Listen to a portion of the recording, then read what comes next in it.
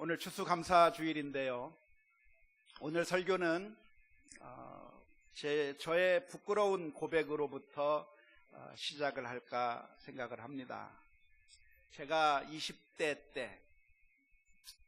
중반에 결혼을 해서 아기를 낳고 그래서 아이를 길렀는데 지금 되돌아보면 참 어리석은 아빠였던 것 같아요.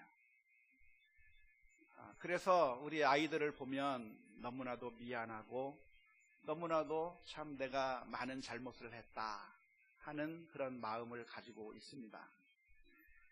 특별히 우리 아이를 볼 때 우리 아이가 참 잘 자라줬으면 좋겠는데 이 못난 아빠의 눈으로 봤을 때는 여러 가지가 부족한 거예요. 특별히 이 아이가 좀 용기가 있고 자신감이 있게 인생을 살았으면 좋겠는데 지금 와서 생각해 보니까 이 아이에게 분리불안 증세가 좀 있었던 것 같아요. 그래서 항상 엄마 꽁무니만 붙들고 있는 겁니다. 떨어지지 않는 겁니다. 그러지 말고 좀 친구들하고 가서 놀아. 그러지 말고 좀 저리 가서 좀 무언가를 좀 해보라고 그렇게 얘기를 했지만 이 아이가 부모에게서 떨어지는 것을 너무나도 불안해하고 두려워해서 떨어지지 않으려고만 하는 겁니다. 그 모습을 본 제가 너무나도 답답했어요. 답답할 뿐만 아니라 화가 나기도 했어요. 그래서 이 아이에게 제가 닥달을 하면서 분노하면서 윽박지르면서 그렇게 하지 말고 엄마에게서 좀 떨어지라고. 참 어리석은 아빠죠. 그렇게 막 윽박질렀던 기억이 있습니다. 한 번은 우리 아이가 차를 타고 가는데 아이스크림이 먹고 싶다고 그래요. 그래서 이때가 기회다. 우리 아이로 하여금 용기를 심어주고 담대함을 훈련시킬 아주 좋은 기회다라고 제가 생각을 했습니다. 그래서 우리 아이에게 뭐라고 이야기했냐면 좋아, 내가 너한테 아이스크림 사줄게 하면서 돈을 꺼냈어요. 그러면서 우리 아이에게 말하기를 내가 너한테 아이스크림을 사줄 수는 있는데 내가 너에게 돈을 줄 테니까 너 혼자 슈퍼마켓에 들어가서 아이스크림을 사가지고 와서 먹어라 라고 이야기를 했어요. 꼬마 아이가 얼마나 아이스크림이 먹고 싶겠어요. 과자가 얼마나 먹고 싶겠어요. 그러니까 당연히 혼자 가서 아이스크림을 살 거라고 생각을 했지만 이 아이는 안 가는 겁니다. 싫다고. 아빠가 가서 사달라는 거예요. 그 모습을 보면서 제가 더 화가 났습니다. 이 젊은 혈기의 아빠가 너무나도 화가 나가지고 절대 그렇지 못한다고. 네가 만일 혼자 가서 사 먹지 않는다고 하면 아이스크림을 절대 사줄 수 없다고 하면서 돈을 뺏어 버렸던 그런 씁쓸한 추억이 있습니다. 여러분들은 그렇게 혹시 안 하셨는지 모르겠어요. 그렇게 하지 않았으면 좋겠어요. 지금 와서 생각해 보면 저는 우리 아이로 하여금 용기를 가지며 살기를 원했고 담대하게 살기를 원했지만 제가 윽박지르고 혼자 가서 사 먹으라고 강요하고 떠미는 그 행위가 오히려 우리 아이로 하여금 용기와 담대함을 가지게 하기보다는 더 쭈그라들고 더 아빠와 엄마에게서부터 떨어지기를 싫어하는 더 불안해하는 마음을 더 배가시켰던 것이 바로 못난 이 아빠 때문이 아니었을까 하는 생각을 하면서 많은 후회와 그리고 미안한 마음을 지금도 가지고 있습니다.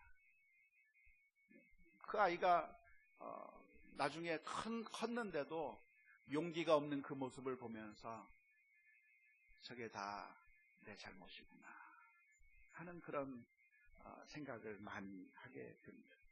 근데 그 아이의 나이가 몇 살이었냐면 3살짜리한테 그랬어요, 제가.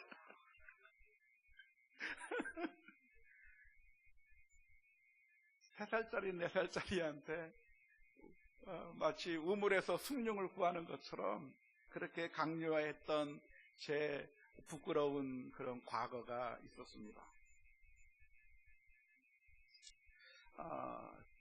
제가 그 아이에게 강요한다고 해서 담대하라, 용기를 가져라, 네가 자신 있게 좀 행동해라 라고 이야기한다고 해서, 그리고 그 아이가 제 이야기를 듣고 내가 좀 용기를 가져야 되겠다, 담대해야 되겠다라고 생각을 한다고 해서 우리 아이가 담대해지고 용기를 얻게 되는 것은 절대로 아닙니다. 왜냐하면 우리의 마음이라고 하는 것은 안타깝게도 우리가 핸들할 수 있는 것이 아니기 때문에 그렇습니다. 어떤 목사님이 있는데요, 김형근 목사님이라고 하는 분이 쓴 책이 있는데, 그 책 제목이 무엇이냐면 내 마음인데 왜 내 마음대로 안 되는 걸까? 라고 하는 책 제목이 있어요.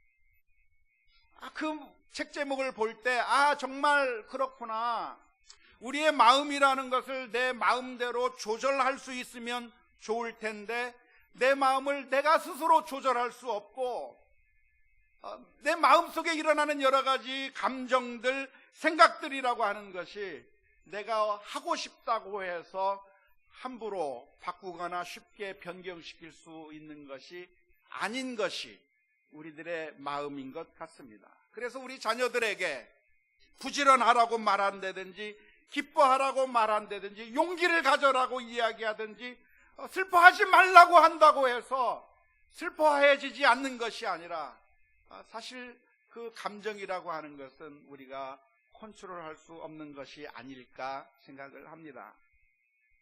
사랑이란 마음도 마찬가지고 미움의 마음도 역시 마찬가지입니다. 사랑은 내가 사랑하고 싶다고 해서 사랑하게 되는 것도 아니고, 내가 미워하지 않아야 되겠다고 해서 미워하지 않게 되는 것이 아니라, 어떤 사람을 보면 해준 것 없는데 미워요. 그런 사람이 있잖아요. 그죠? 그냥 미워. 그런 대상이 제가 아니기를 바랍니다. 근데 어떤 사람은 해준 거 없는데 사랑스러운 사람이 있어요. 우리 자녀도 마찬가지인데, 우리 자녀를 우리가 부모가 사랑하는데 그냥 자연스럽게 사랑하는 마음이 나오는 겁니다. 그런데 어떤 경우에는 그냥 미운 마음이 저절로 막 생겨요. 내가 이러면 안 되지, 내가 미워하면 안 되지라고 마음을 고쳐먹고 또 고쳐먹고 있지만, 그런데 미운 마음이 자연스럽게 나오는 것을 우리가 컨트롤할 수 없을 때가 너무나도 많습니다. 인간의 모든 감정이라고 하는 것은 우리가 스스로 핸들할 수 있는 것이 아니라, 기쁨이나 슬픔, 절망이나 공포나 사랑이나 미움이나 감사하는 마음이나 분노가 같은 그런 모든 감정들이 내가 어떻게 해보고 싶다고 해서 변화되는 것이 아니라, 어떤 조건들이 생기면 자연 반사적으로 그런 감정들이 생기게 되어 있는 것 같습니다. 기쁜 일을 만나면 뭐라 하지 않아도 웃음이 나오게 되어 있고요. 누군가 사랑하는 사람이 생기면 누가 뭐라고 이야기하지 않아도 얼굴에 싱글벙글하게 되어 있고, 그리고 슬프고 고통스러운 일을 만나면 우리의 눈에서 눈물이 나오는 것이고, 또 우울하게 되어 있는 것이 당연한 것이고, 무서운 상황을 만나면 공포스러운 그런 느낌을 받는 것이 당연합니다. 제 아내는 바퀴벌레를 너무나도 무서워하는데요, 제가 제 아내에게 설명을 합니다. 바퀴벌레가 당신을 보면서 무서워하면 무서워해야지 왜 당신이 무서워하느냐. 바퀴벌레가 당신을 보면 무서워해야 될 텐데 왜 당신이 무서워해야 되느냐고 백날 설명해도 바퀴벌레 무서워하는 것을 어찌할 수가 없습니다. 그런데 우리가 성경을 읽다 보면 하나님께서 우리에게 해주시는 명령이 때로는 이런 명령인 것 같아서 이해가 되지 않을 때가 있습니다. 하나님께서 우리에게 해주시는 명령이 무엇이냐면 두려워하지 말라라고 말씀하셔요. 기뻐하라고 말씀하시고 범사에 감사하라고 말씀하십니다. 그런데 이 명령이 사실은 참 은혜스러운 명령이고 감동이 되는 명령이기는 하지만 과연 우리가 하나님께서 명령하신 대로 그렇게 할 수 있는지에 대해서는 의문일 때가 많습니다. 왜냐하면 우리의 감정이라고 하는 것은 내가 스스로 컨트롤할 수 있는 것이 아니라 두려워하는 그런 상황이 되게 되면 두려워하지 말라고 말씀하셔도 두려운 것을 어떻게 할 수가 없는 거예요. 내가 두려워하지 말아야지 하는데 두렵고 떨리는 겁니다. 우리 아이가 예전에 장염에 걸려가지고 막 피똥을 싸면서 그런 위급한 상황이 돼가지고 그 아이를 데리고 제가 응급실로 가게 되었을 때 제 아내는 그것을 보면서 두려운 마음 가운데 벌벌벌 떠는 거예요. 그 두려운 상황이 되면 두려워하지 말라고 이야기를 해도 아무리 이야기를 해도 두려운 마음을 벗어날 수가 없는 거예요.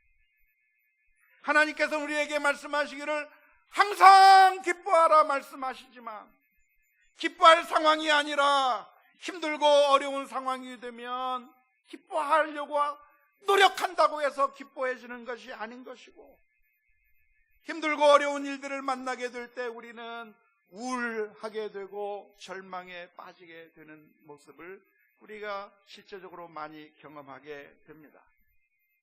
만일 우리가 어떤 일을 계획했는데 계획한 대로 일이 술술술 잘 풀려나가게 되면 누가 뭐라고 하지 않아도 기쁜 마음이 들 것이고 복권이라도 당첨된다고 하면 정말 싱글벙글 할 테고 이번에 대학 수능시험을 보게 되는데 그런 수능시험을 봤는데 의외로 만점을 맞게 되고 내가 원하는 대학에 갈 수 있다고 한다면 누가 뭐라고 하지 않아도 기뻐할 수 있겠지만 모든 것을 잃어버리게 되는 그런 참담한 상황을 만나게 될 때 슬프고 괴로운 마음이 생기는 것은 자연이치라고 말할 수 있는 것이고 계획했고 그래서 내가 열심히 노력하고 수고했지만 아무런 것도 열매를 얻지 못하고 다 수포로 돌아가 버리게 되는 그런 상황을 맞이하게 되면 사람들이 절망 가운데 처해지는 것이고 심지어 자살까지 하게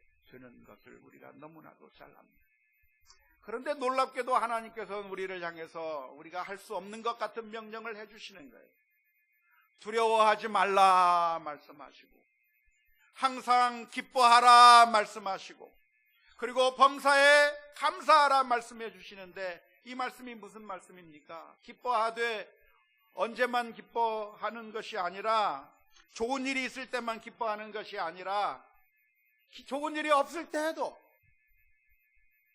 슬프고 고통스러운 일을 만나도 기뻐하라고 주님께서 말씀하시는 것이고 언제 감사해야 되는가? 좋은 일이 있을 때 행복한 일이 있을 때만 감사할 것이 아니라 고통스러운 그 상황 가운데서도 감사하라고 말씀하시니까 이 명령이 마치 어떤 명령처럼 들리냐면 마치 제가 예전에 3살짜리 꼬마 아이에게 너 혼자 가서 아이스크림 사 먹으라고 강요했던 것 같은 그런 느낌을 받습니다. 하나님이 우리에게 명령하시기를 지금 우리는 기뻐할 수 없고 기뻐할 능력도 없고 감사할 그런 힘도 없는데 하나님께서 우리에게 말씀하시기를 기뻐하라 말씀하시는 것 같고 감사하라 말씀하시는 것 같아서 이 말씀을 우리가 쉽게 이해하기가 어렵습니다.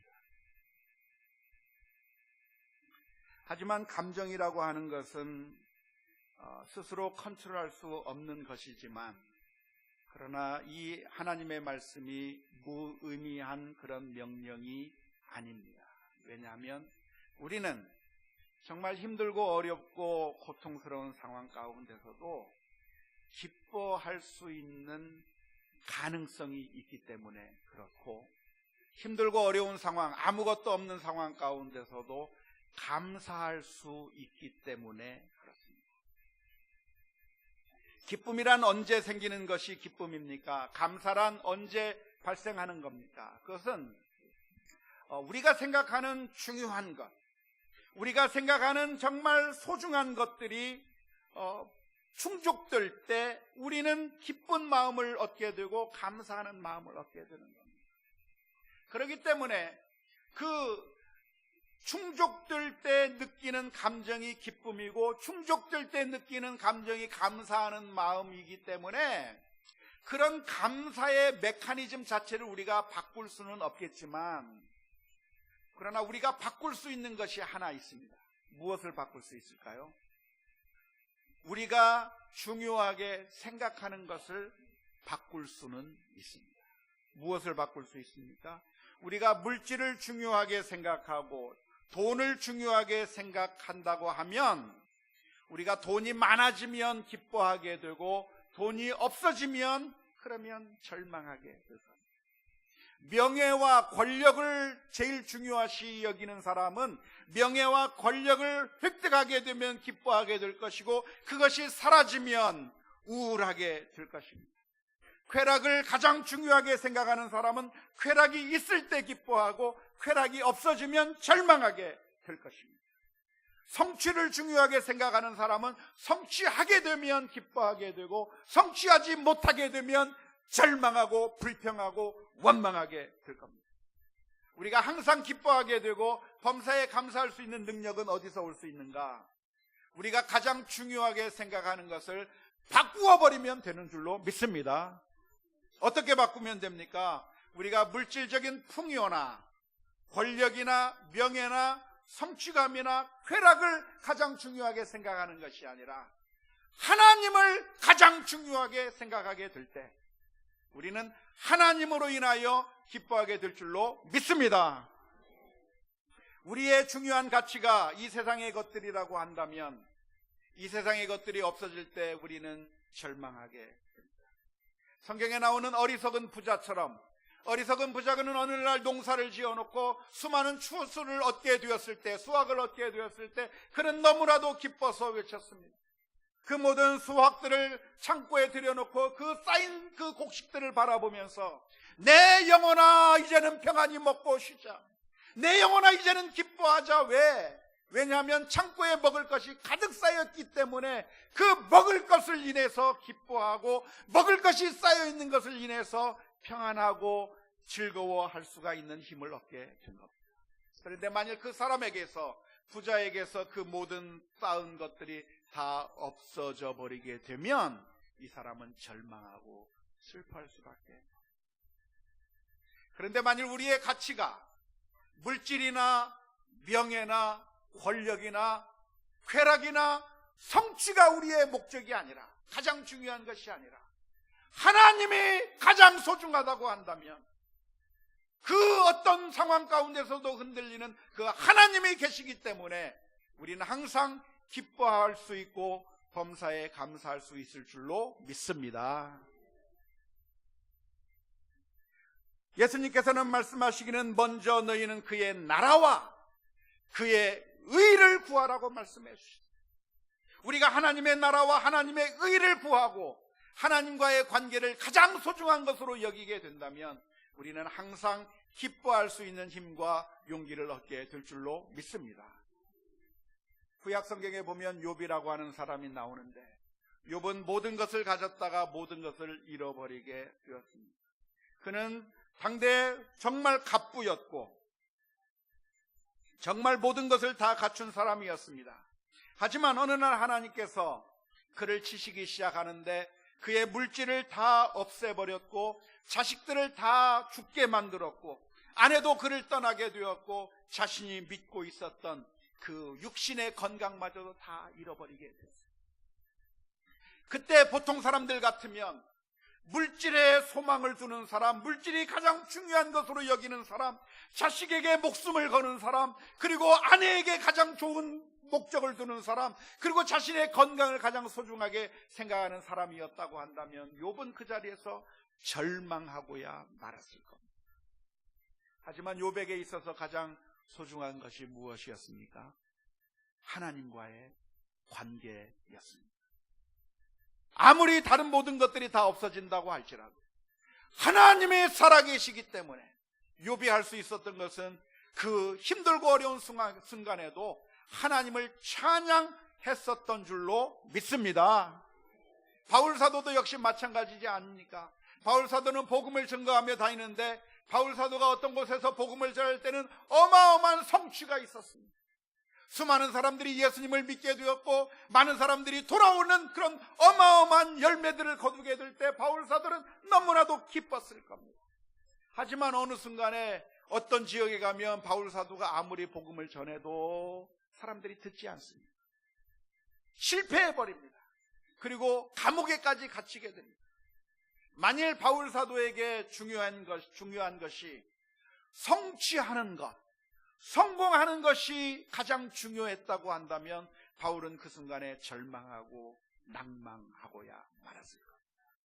하지만 바울 사도에게 가장 중요했던 것은 하나님이 제일 중요했고 하나님과의 관계가 제일 중요했었던 줄로 믿습니다. 감옥에 갇혀도 하나님과의 관계가 끊어졌나요? 안 끊어졌어요. 그렇기 때문에 바울 사도는 감옥에서도 찬송하며 하나님께 영광을 올려드린 줄로 믿습니다.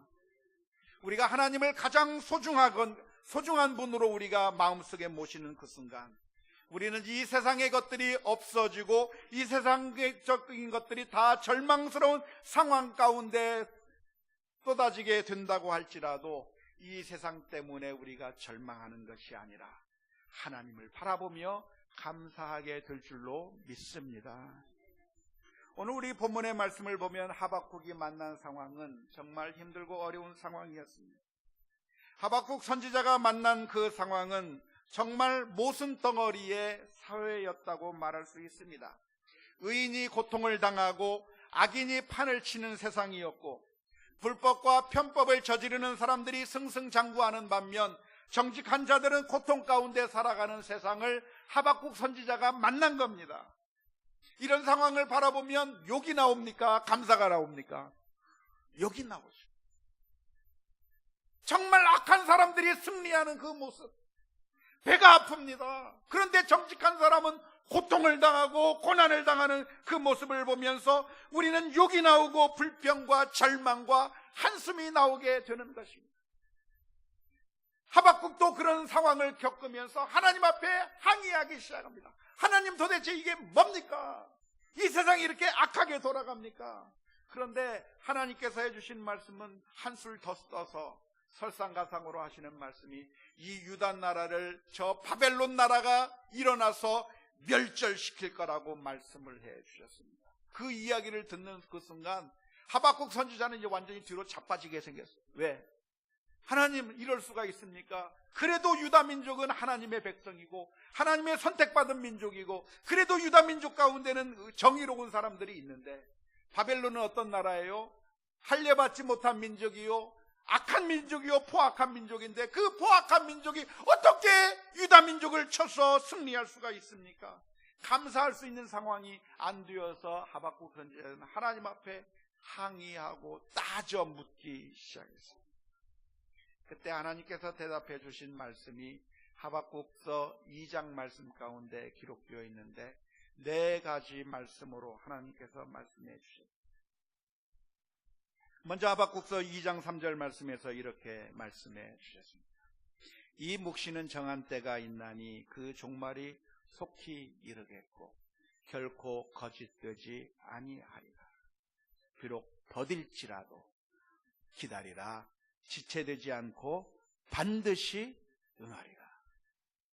하나님께서 하박국 선지자에게 하시는 말씀이 지금은 모순덩어리처럼 보이지만 결국은 하나님의 예언이 이루어질 것이고 지체될지라도 반드시 응하리라고 약속해 주셨습니다. 또 하나 말씀은 하박국서 2장 4절 말씀 가운데서 말씀해 주셨습니다. 의인은 그의 믿음으로 말미암아 살리라. 의인이 결국 망하는 것이 아니라 악인이 승리하고 의인이 멸망당하는 것이 아니라 결국은 의인이 믿음으로 말미암아 승리하리라, 살리라 말씀해 주셨습니다. 뿐만 아니라 하나님의 영광이 온 세상을 뒤덮을 것이라고도 말씀해 주셨습니다. 하박국서 2장 14절의 말씀을 보면 이렇게 기록합니다. 이는 물이 바다를 덮음같이 여호와의 영광을 인정하는 것이 세상에 가득함이니라. 하나님을 인정하는 사람들로 가득 차게 될 것이라고 말씀해 주시면서 마지막으로 하나님께서 해주셨던 말씀이 무엇이냐면 하박국서 2장 20절의 말씀입니다. 오직 여호와는 그 성전에 계시니 온 땅은 그 앞에서 잠잠할지니라. 지금 이 세상이 엉망으로 돌아가고 감사할 일들이 없고 불평과 원망할 그런 조건들이 널려 있더라도 우리가 불평하고 원망할 것이 아니라 잠잠하고 해야 될 이유가 어디에 있습니까? 하나님이 계시기 때문에 그렇다. 이 세상이 미쳐 돌아가는 것만 같아라도, 정말 욕나올 만한 상황이 펼쳐진다고 할지라도 결국은 하나님께서 모든 것을 바로잡을 뿐만 아니라 하나님께서 이 모든 것들을 바꾸시고, 그리고 결국 하나님의 뜻대로 이 세상을 이끌어 나가실 것이기 때문에 지금 우리들의 눈앞에서 펼쳐지는 현상이 너무나도 나쁘다고 할지라도 하나님을 바라보면서 잠잠하고 하나님께 감사해야 된다고 하는 말씀인 줄로 믿습니다. 이 이야기를 들은 하박국 선지자가 하박국 3장 17절 18절의 말씀에서 이렇게 고백을 합니다. 비록 무화과 나무가 무성하지 못하며 포도나무에 열매가 없으며 감람나무에 소출이 없으며 밭에 먹을 것이 없으며 우리의 양이 없으며 외양간에 소가 없을지라도 나는 여호와로 말미암아 즐거워하며 나의 구원의 하나님으로 말미암아 기뻐하리로다. 믿습니까? 우리가 기뻐해야 될 것은 외양간에 소가 들어있을 때 기뻐할 것이 아니고 열매가 많을 때 기뻐할 것이 아니라 이 모든 것들을 가능하게 해주시는 하나님으로 인하여 감사하는 우리 모두가 다 될 수 있기를 주님의 이름으로 축원합니다. 우리의 하나님이 우리의 아버지라고 하는 사실을 기억할 때 우리는 감사하며 하나님께 영광을 올려드리게 될 줄로 믿습니다. 사랑하는 성도 여러분, 금년 2017년을 보내면서 여러분들이 한 해 동안 결산을 어떻게 하고 계십니까? 지난 한 주간 동안 하나님께 감사해야 될 일들이 무엇인지 적어보라고 말씀드렸는데 한번 적어보셨습니까? 그리고 무엇을 감사해야 될 것이 있다고 발견하셨습니까? 아니면 아무런 감사할 제목도 발견하지 못하십니까? 어쩌면 우리 가운데는 세상 사람들이 볼 때 정말 감사할 것이 아무것도 없는 사람들도 있을 수 있습니다. 그 옛날 하박국 선지자가 만났던 상황처럼, 그리고 욥이 만났던 상황처럼 아무것도 감사할 것이 없을 수 있을 거라고 생각합니다. 하지만 그런 상황일지라도 우리가 감사할 수 있는 것은 하나님이 우리의 하나님이시기 때문인 줄로 믿습니다. 하나님은 어떤 하나님이십니까? 하나님은 우리의 아버지가 되시는 하나님인데요, 하나님은 그 옛날 저와 같이 무지몽매한 그런 아버지가 아니라, 그래서 우리로 하여금 가봐라, 해봐라, 해버리고 뒤로 가서 바라만 보고 있는 아버지가 아니라, 우리가 믿는 하나님은 어떤 하나님이십니까? 어떤 아버지이십니까?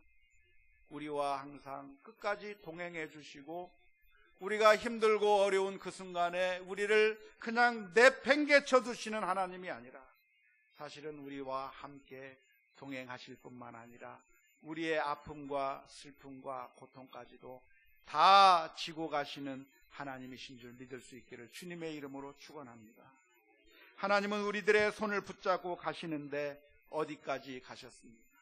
우리가 죄로 인하여 영원히 멸망받을 수밖에 없던 바로 그 순간에 우리 주님께서는 우리로 하여금 그냥 너희들이 알아서 견뎌봐라, 너희들이 알아서 해봐라 말씀해 주신 하나님이 아니라 우리를 살리시기 위하여 십자가의 자리까지 가신 주님이신 줄로 믿습니다.